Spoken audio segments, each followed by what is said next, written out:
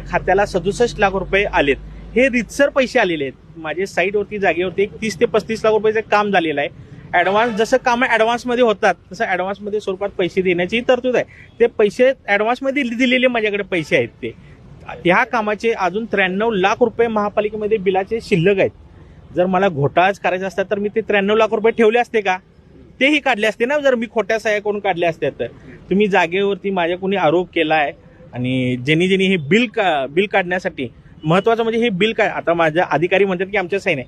हे बिल काढण्यासाठी मी प्रत्येकाची टक्केवारी मी त्या ठरलेली टक्केवारी दिलेली आहे. माजी शहर अभियंता नेत्रदीप सोनोबे यांना शासनातून असलं की 2%, महापालिकेचा फंड असला की 1%, ह्याच्याप्रमाणे त्यांना 1,20,000 रुपये, गायकवाड मॅडमांना 1,20,000 रुपये, उपशहर अभियंत्यांना 60,000 रुपये, पवड्या अकाउंटमधील क्लार्क आणि अधीक्षक यांना लाखाला 100 प्रमाणे 6,000 रुपये. त्यानंतर ते बिल पुढं जातं लेखापरीक्षणमध्ये क्लार्कला लाखाला 100, जे उपलेखापरीक्षक असतात त्यांना लाखाला 200, मिसाळ मॅडम आहेत त्यांना लाखाला 200, साधारण मी लेखापरीक्षक विभागामध्ये 30,000. ओव्हरऑल हे बिल मिळण्यासाठी 3-3.5 लाख रुपये मी टक्केवारीच्या स्वरूपात त्यांना मी दिले.